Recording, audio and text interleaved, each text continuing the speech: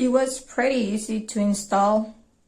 The shower head, it's heavy, but don't be afraid it will fall, because it won't.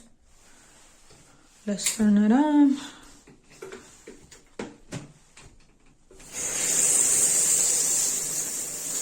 The only thing I didn't like is that you don't have the option to, to different settings, to choose different settings for the water pressure, because it only has one mode, one water pressure mode. That's it.